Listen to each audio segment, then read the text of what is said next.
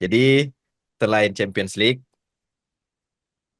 di pekan ini juga ada leg pertama tim kebanggaan kita yang di pertandingan 2 minggu lalu itu media media itu nggak percaya loh sama saya.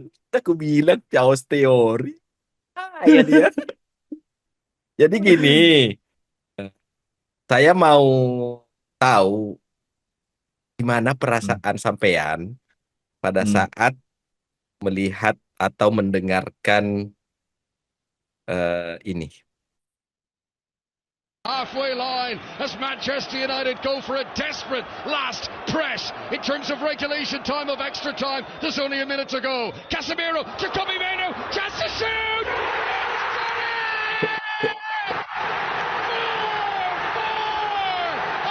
Kobe Manu scores for Manchester United. It's 6-6 on aggregate. It's going to be a penalty shootout. Old Trafford produces some of the old magic yet again. A special European night again at Old Trafford. The roof has just come off the place. Everybody's back in and the party's started. What an incredible game. What an incredible comeback from Manchester United. Ruben Amorim dancing up and down the touchline beneath us. And it's from the most unlikeliest of sources. The makeshift number 9, Kobe Mainoo. First touch is great. Second touch even better. Third touch, he curls it with the inside of his foot into the inside of the left-hand post. And United have still got 5 minutes. Manchester United, who needed 2 goals and have scored in stoppages. This is Barcelona 99 stuff here. Kobe Mainoo has come up with a goal that is going to enter the Manchester United annals. A late equaliser for 6-6. And still it's not over. 5 minutes of stoppages. Harry Maguire! Harry Maguire makes it 7-6 to Manchester United. Oh my God! They jump into the crowd in celebration, and it's just like York and Solskjaer all those years ago. 2 goals in stoppages to turn it around. The 10 men of Leon can't believe what's hit them. Somehow, Manchester United have hit them. 7-6. I've seen nothing like it ever. There's absolute bedlam erupted at Manchester United. Jadi itu tadi siraman rohani yang baru saja kita dengar selama 2 menit tentang apa yang terjadi di eh, Old Trafford 2 minggu lalu. Nah, pertanyaan saya berkali-kali nonton itu nggak capek-capek loh. Mendengarkan itu tuh kayak lagi dengerin Beethoven loh. Saya kayak dengerin Beethoven gitu loh. Sampai masuk ke tulang sumsum gitu, Pak. Seberapa besar keyakinanmu itu bisa terulang lagi? Yakin. Tapi kali ini bukan chaos teori, tapi menang dengan elegan. Benar. Gimana ya? Kok, Aku kok Anda ini masih sulit untuk menerima gitu loh. karena kejadian yang 2 minggu lalu itu sampai saat ini pun kayak masih sulit mempercayai itu terjadi gitu loh. Walaupun sebenarnya memang momen-momen seperti itu bukan momen yang rare terjadi sama United gitu. Tapi Hmm. memang berkaca dari penampilan musim ini, pasti sebagian besar fans United setelah Lacazette momen ngegolin. iya momen kemenangan dramatis 2 minggu lalu itu ada mentalitas yang terbangun yang bisa ditransfer di liga gitu kan. Tapi nggak ada sama sekali gitu kan. Nggak ada sama sekali. Iya kan?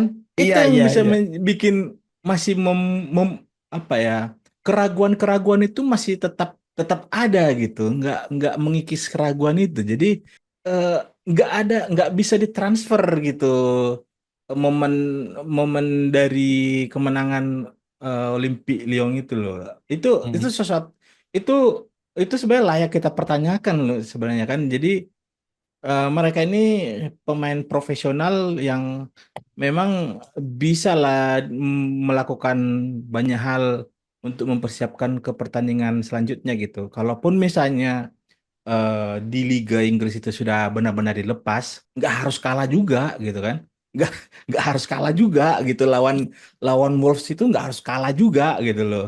Lawan Hmm, Bournemouth itu sebenarnya bisa seri. menang gitu. Ya, Iya kan? benar. Jadi memang kalau kita ngelihat dari data-data,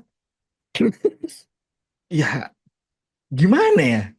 Nggak ada yang faktor yang bisa angin ini akan berhembus baik ke Manchester gitu kan.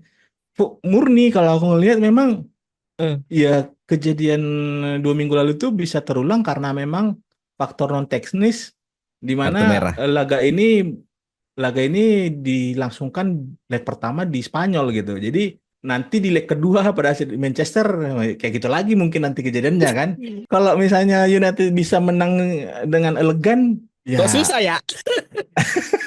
ya mungkin mungkin yang faktor chaos itu yang kayaknya lebih cocok di tim ini gitu kan. Bisa karena itu kan sangat 50-50 ya. Momentum momentum apa ya? Jadi yang kejadian lawan Lyon itu aku malah ngeliat lebih condong ke eksidental gitu yang kayaknya memang lagi pas Olimpik Lyon juga sudah bermain 10 pemain kemudian hilang konsentrasi kemudian bisa dimanfaatkan Casemiro melepaskan umpan ke kotak penalti dan ada Harry Maguire gitu ya. Kalau misalnya kondisi seperti itu dilakukan 5 kali, mungkin hanya itu aja yang berhasil gitu.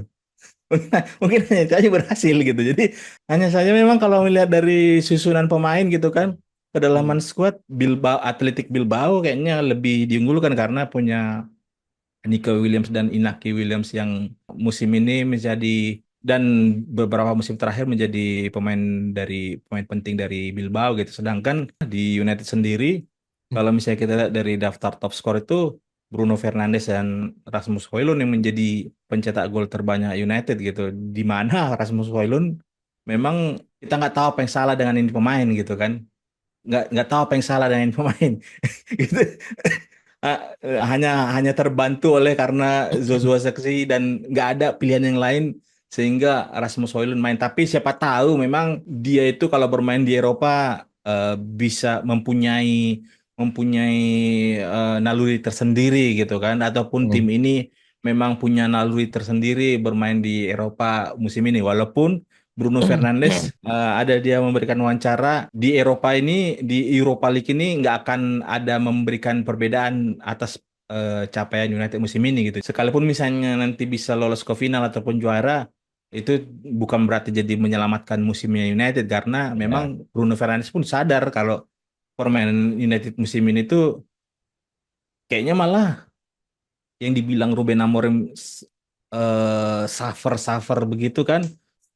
Gimana ya? Walaupun dibilang misalnya harus harus struggling dulu di awal-awal untuk musim yang lebih baik untuk beberapa tahun ke depan, Hmm. eh, setidaknya kita harusnya bisa ngelihat dari gesture ataupun dari mentalitas pemain di lapangan gitu kan. Hmm. Bukan yang misalnya momentum yang hanya satu pertandingan bagus gitu kan, ada momen yang bisa dirayakan, kemudian minggu depan main, ya ampun. Kan biasanya kan grafiknya itu biasanya yang eksponensial yang memang ada kelihatan progres gitu. Ini Ya, enggak, memang gini. dia Ini fluktuatif gitu, yang ya. naik tajam, turun tajam gitu kan. Ini kan seakan-akan mempermainkan emosional dari fans gitu loh. Jadi kayak aku memperhatikan ya media sosial 2 minggu terakhir ini. Pada saat momen kemenangan dramatis lawan Lyon itu, semua langsung memang apa ya memuji pemain gitu kan.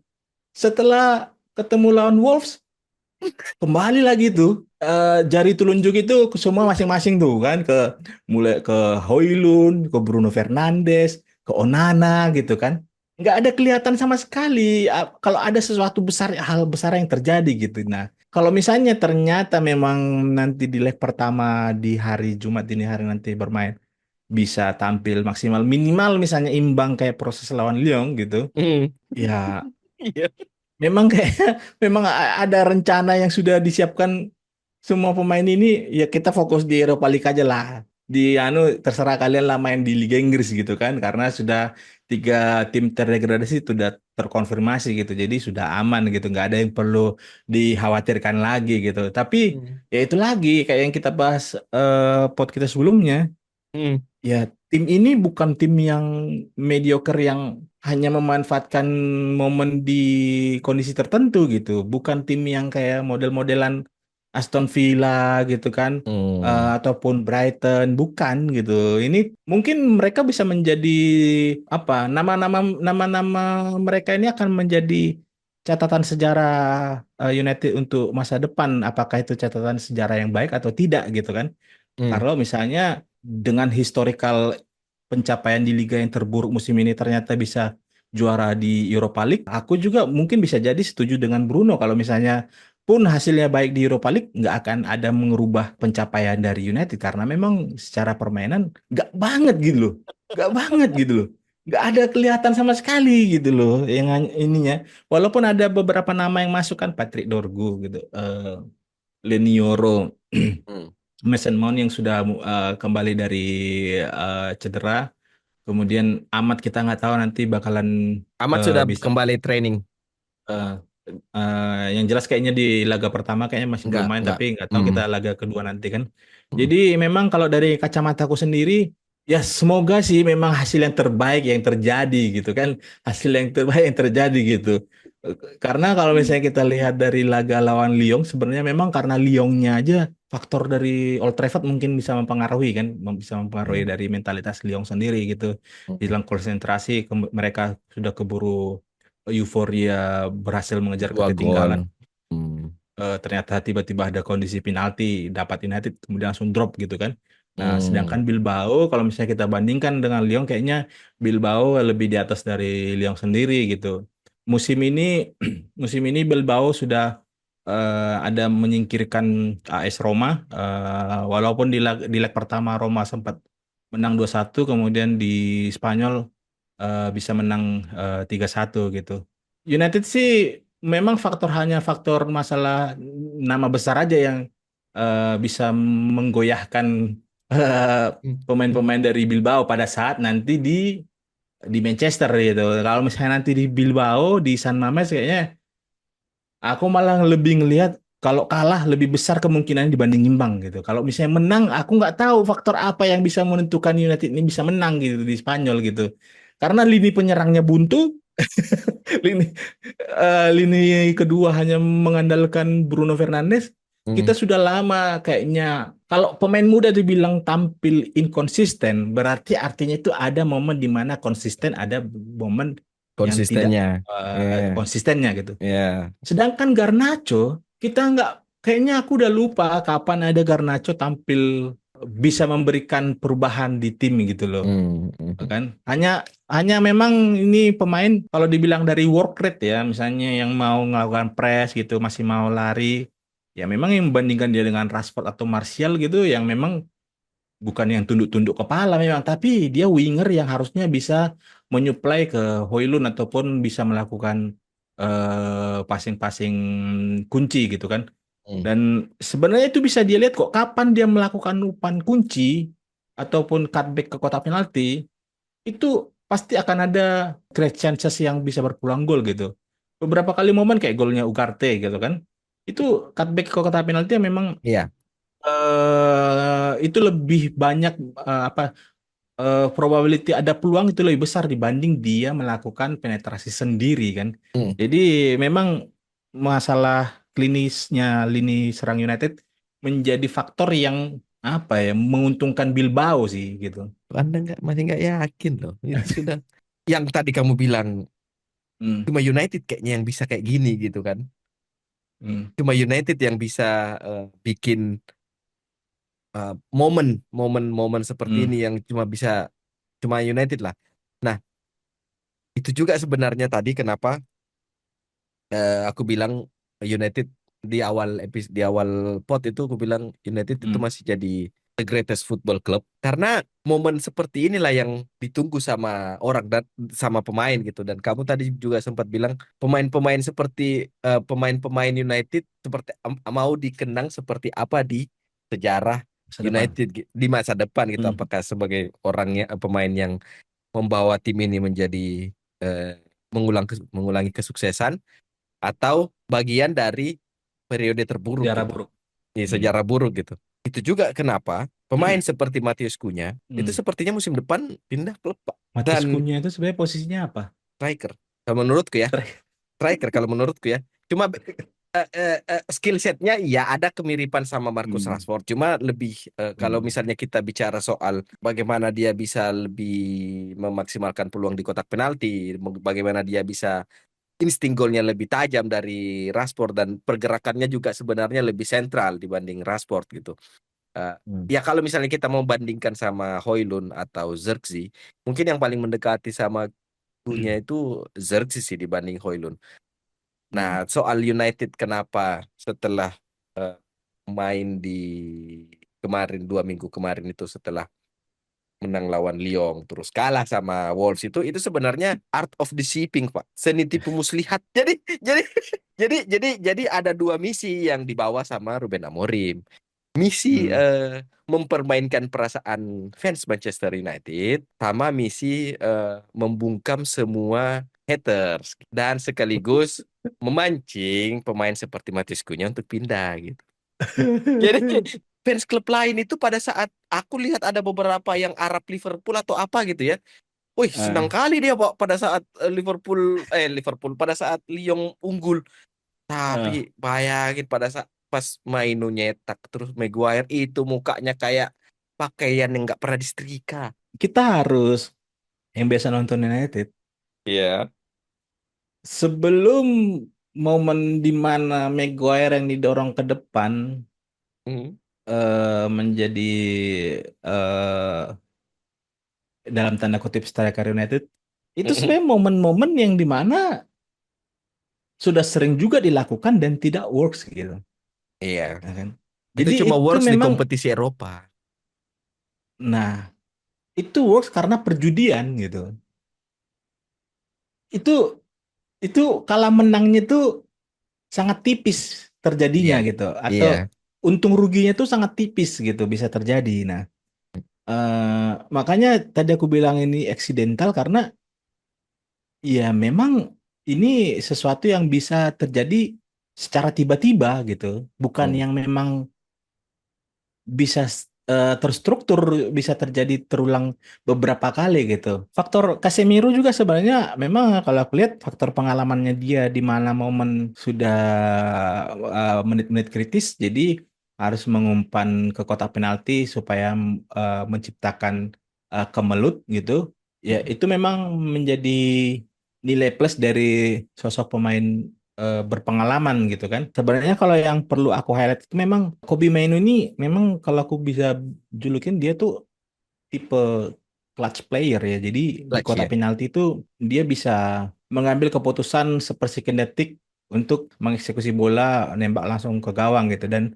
mungkin itu yang perlu dipikirkan oleh Amorim, tapi juga jangan di satu momen seperti itu dia langsung dibikin jadi nomor 9 terus gitu. Karena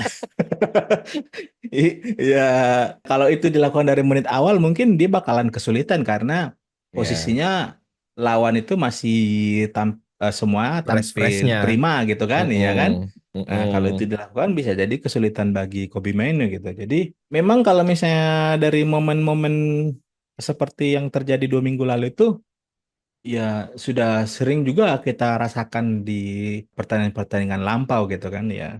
Mm. Seperti momennya United menang 3-2 gol tendangan bebasnya Robin Van van Persie Persie. gitu kan. Ya. Ya momen-momen yang lain sebenarnya masih banyak juga sebenarnya mungkin. Jadi Mm. apakah itu bisa terjadi di Bilbao ataupun nanti di Manchester leg kedua? Secara secara kualitas pemain sih yang menjadi pembeda sih. Kalau Bilbao dia memang punya pemain kunci yang Nico Williams bisa membawa Spanyol juara juara Eropa gitu kan. Mm. Kemudian walaupun walaupun striker nomor 9-nya Bilbao bukan striker papan atas ya, Sanadia atau siapa gitu namanya gitu. Jadi hanya saja dua tim ini kalau bisa dibilang salah satu keunggulannya United adalah nama besarnya gitu.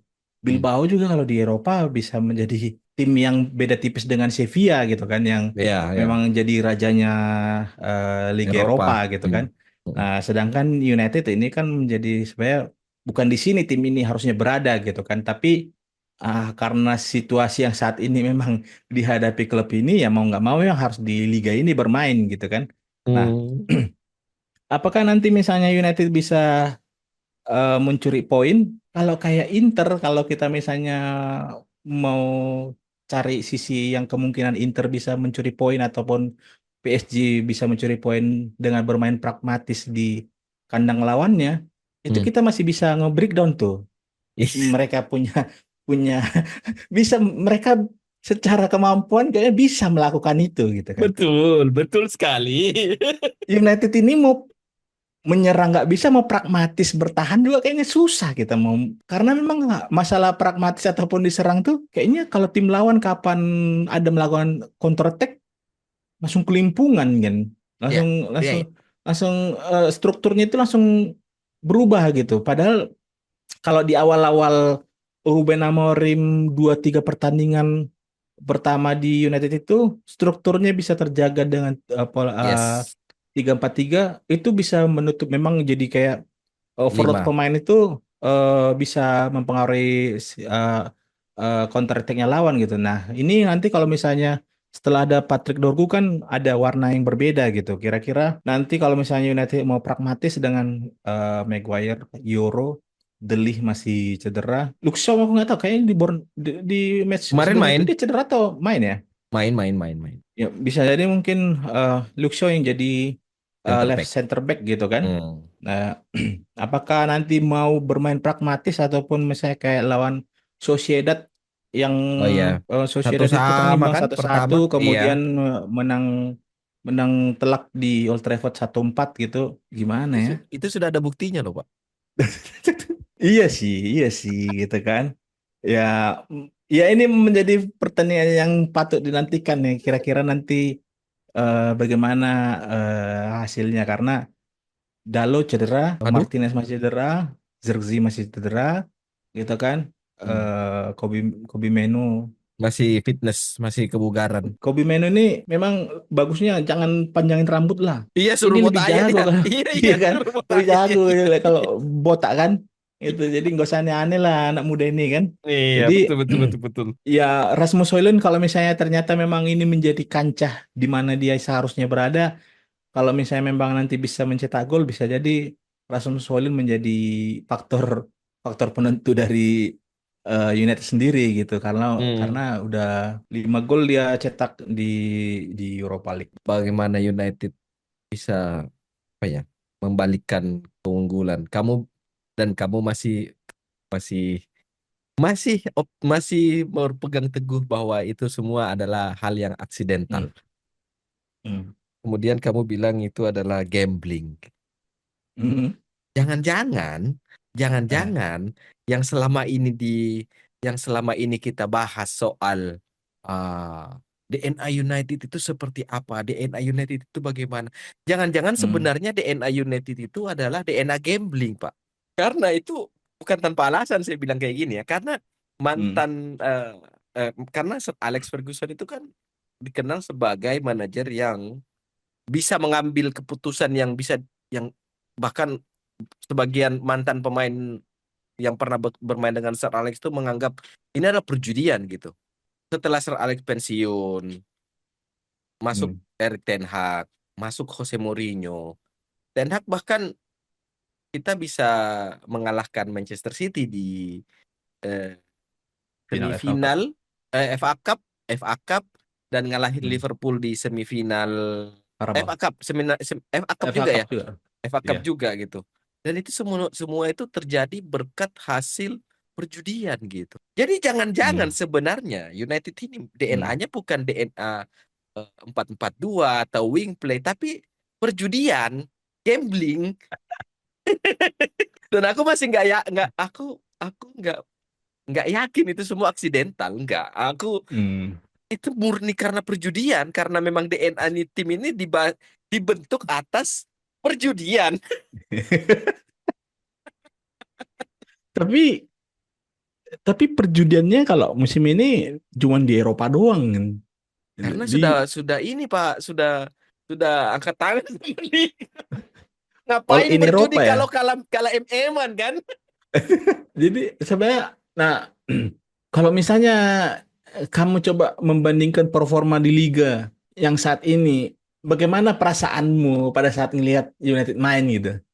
Oh, saya sudah memahami, Pak. Jadi saya berusaha masuk ke kepalanya Ruben Amorim, masuk ke kepala Eh, masing-masing pemain dan di situ saya hmm, oh, oh ini memang pemain-pemain ini Ruben Amorim ini berusaha meyakinkan hmm, fans bahwa ini tim bapuk, tapi sebenarnya jago hmm, gitu. Dari awal hmm, itu sebenarnya statementnya dia struggling di awal, tapi kemudian memenuhi hasilnya di kemudian hari itu sebenarnya hmm. berpegang teguh pada prinsip Jesus Christ gitu. Iya kan? Jadi sebenarnya ada divine intervention, ada ada faktor sakral yang Eh, mencoba dimasukkan sama Ruben Amorim di tim ini gitu. Jadi jadi itu bukan bukan isapan jempol belaka kalau misalnya suffer enggak itu sudah dipikir matang-matang. Jadi apa yang Jadi eh, aku beberapa hari lalu sempat nge-tweet kan, eh, jangan-jangan memang Ruben Amorim ini menjadikan Liga Inggris itu untuk uji coba taktiknya gitu kan. iya, iya. Jadi nanti eksekusinya di Europa League gitu kan. Hmm. Aku kembali lagi sebenarnya, ini mungkin kalau subjektif dari yang mataku nonton gitu kan, nggak banget gitu kan. Tapi Iya kalau nggak misalnya banget no. mereka yang melakukan analisa kira-kira gitu, Hmm. gimana perasaannya mereka menganalisa pertandingan di momen-momen yang imbang lawan Bournemouth, kemudian kalah lawan Wolves, kalah lawan Newcastle United gitu kan. Masa nggak ada progres sama sekali gitu loh, nggak ada, masa latihan terus di liga kan. Iya. Sekali-sekali agak serius dikit kayak gitu kan. Ya kan momen weekend weekend menikmati sepak bola sebagai apa sarana hiburan kan, Hmm. itu jadi nggak dapat gitu. Jadi kalau misalnya memang memang Europa League ini menjadi obat dari sacrifice yang dilakukan Nah, itu di sacrifice. ya memang harus bisa terjadi lah di butuh berapa lagi? 3 pertandingan kan Tiga untuk pertandingan lagi. menjawab itu kan. Ya, Iya. ya kita nantikan lah nanti di Jumat dini hari nanti kira-kira kita akan menikmati timeline atau tidak gitu kan. Tapi kamu merasa nggak sih Eh, United di Europa League sama di United di Liga itu tim yang hmm, berbeda? Kamu merasa nggak itu ada perbedaan yang sangat signifikan antara hmm, United yang bermain di kompetisi Eropa sama United yang bermain di domestik dengan materi pemain yang sama tiap minggunya? hmm. Sebenarnya United itu di Eropa nggak tampil yang baik-baik banget kok sebenarnya ya. Hmm. Yang membedakan kayaknya justru malah karena gini, yang fakta yang bisa kita lihat sebenarnya United itu expected goal-nya selalu lebih Tinggi, tinggi selalu tinggi. dibanding tim yang menang kan. Yes, Artinya yes, yes. sebenarnya klub ini bisa menciptakan peluang gitu. Mm-mm. Betul, betul. Sedangkan kalau misalnya di Eropa kayaknya kalau tim di Liga Inggris itu mereka sudah lebih percaya diri menghadapi United yang memang dari media lah, dari Iya. opini-opini orang sekitar. Sedangkan kalau di Eropa itu memang mungkin ya masih banyak pemain klub Eropa, tim Eropa lain yang admire ke United. United gitu, United ya sebagai kan? entitas ya sebagai football club secara Iya, nama ya. Iya, iya, betul, iya. betul, betul. Jadi respect dalam tanda kutip klub lain dan pemain lain itu kayaknya yang membunuh naluri pemain-pemain lawan pada saat melawan United di Eropa gitu. Sedangkan di Liga Inggris karena memang sudah biasa setiap minggu dilihat diolok-olok oleh media United, jadi Hmm. mereka lebih memiliki rasa percaya diri yang tinggi pada saat melawan United gitu. Sedangkan ya di Eropa mungkin karena ada pemain yang dulu saat kecilnya bercita-cita atau ngefans sama Hmm. United pada saat melihat Old Trafford sudah langsung kemampuannya jadi turun gitu 60% karena kekagumannya atas historical club itu gitu kan. Secara permainan sebenarnya nggak terlalu jauh beda gitu, masih tetap create chances kok gitu. Iya. Tapi masalah faktor klinis ini yang menjadi PR besar yang kayaknya masih belum ada tanda-tanda bahwa Ruben Amorim mempunyai ramuan untuk menjawab kebuntuan golnya United gitu. Misalnya kita lihat di lima pertandingan terakhir United itu nggak pernah menang loh di 90 menit. Lima pertandingannya United nggak pernah menang. Lawan Lyon itu kemarin itu kan 110 menit Extra gitu. time. Jadi Iya.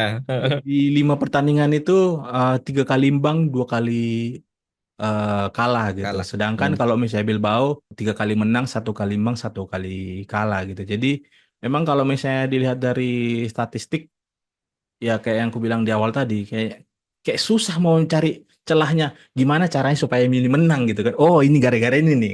Kayak agak susah gitu. Sedangkan Bilbao sendiri kalau tampil di laga home-nya ya, nggak pernah Hmm. kalah di Liga 5 pertandingan terakhir di semua kompetisi gitu. Jadi Nah itu Pak. sedangkan United pada saat laga away di semua kompetisi hanya menang satu kali lawan Leicester City gitu di Itu. tim yang terdegradasi musim ini gitu. Jadi Nah, kesimpulannya apa? eh, Jadi sebenarnya dengan kamu bilang kamu masih sulit mencari bagaimana United bisa meraih 1 poin minimal di Bilbao yang nggak pernah menang, nggak hmm, pernah kalah di kandang gitu. Ini hmm, sebenarnya obrolan kita ini sebenarnya ulangan episode sebelumnya, di mana hmm. Anda masih Ah, susah untuk mencari cara gimana caranya United lolos. ya, semoga semoga saya salah lagi gitu kan. Semoga saya salah lagi sih. Semoga. Tapi dengan musim liga yang mau berakhir dan Eh, babak semifinal Europa League ini yang bisa kita lihat musim ini yang memang kalau dibandingkan dengan zamannya Erik ten Hag kayaknya ini musim agak lebih sulit kayaknya dibanding zaman Erik ten Hag. iya. Apakah sosok Bruno Fernandes itu layak dibilang menjadi salah satu pemain penting di dalam sejarah United ini? Atau minimal 5 tahun terakhir lah. Nah, jadi berhubung kamu nyebut nama Bruno Fernandes, ini sekaligus menjadi permintaan maaf saya secara terbuka kepada seorang Bruno Fernandes yang Ah, eh, selama ini kan hampir 1 musim kompetisi ini kan saya selalu kadang berseberangan dengan Bruno Fernandes, hmm, kadang memuji Bruno Fernandes, tapi itu hal yang wajar. hmm, Tapi pada pada akhirnya saya mengakui kalau Bruno Fernandes ini ya dialah Manchester United. hmm, Aku nggak tahu mau ngomong apa lagi gitu soal ini eh, pemain karena eh, apa ya kontribusi gol dan asisnya dan hmm, perannya di keterlibatannya dia dalam proses golnya United itu bukan hal yang eh, bisa apa ya kayak diabaikan begitu saja gitu loh. hmm, Jadi semua semua omongan saya soal Bruno Fernandes yang nggak layak jadi kapten, bla bla bla segala hmm. macam, nggak punya leadership, semua omongan itu saya tarik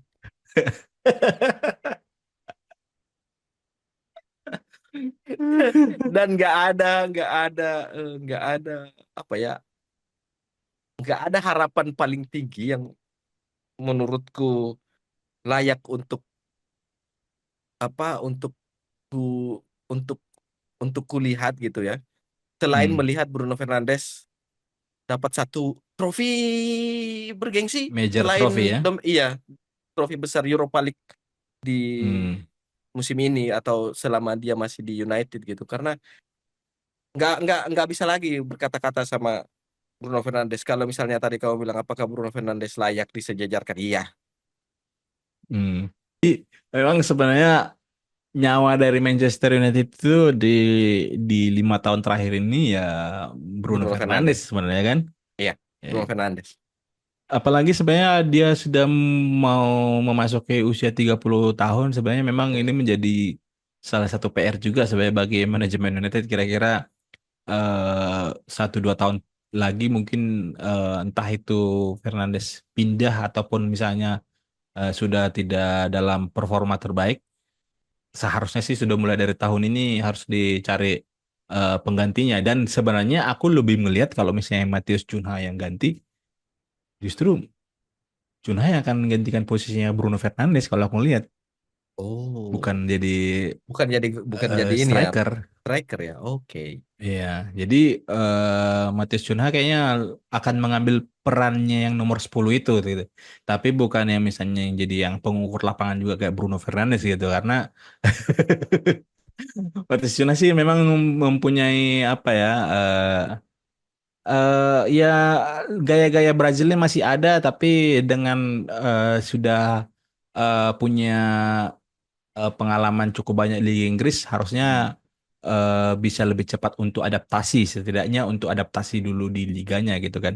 Nah, mungkin ini menjadi salah satu eh, calon pengganti Bruno Fernandes kalau misalnya 2 atau 3 tahun lagi dan musim ini bisa di benar-benar eh here we go si Cunhanya. Ya, inside room apa sumber dari orang dalam itu kayaknya udah 75% ini, Pak. Dikit lagi dia Hmm. gabung ini. Jadi kalau Anda mau pesan jersey Wolves dengan nameset Matheus Cunha, sekarang lagi Hmm. sale. Jadi masih ada waktu kalau mau beli. Nunggu musim depan aja yang pakai nomor 10 dia kan musim depan tuh. Oh ya, pakai nomor 10 ya. Akam sih kan udah nggak balik lagi katanya tuh. Agam sih gak balik. Ya, ya, ya. Bukan MR Iya, 10 ya. MC 7, iya. MC 10. MC 10.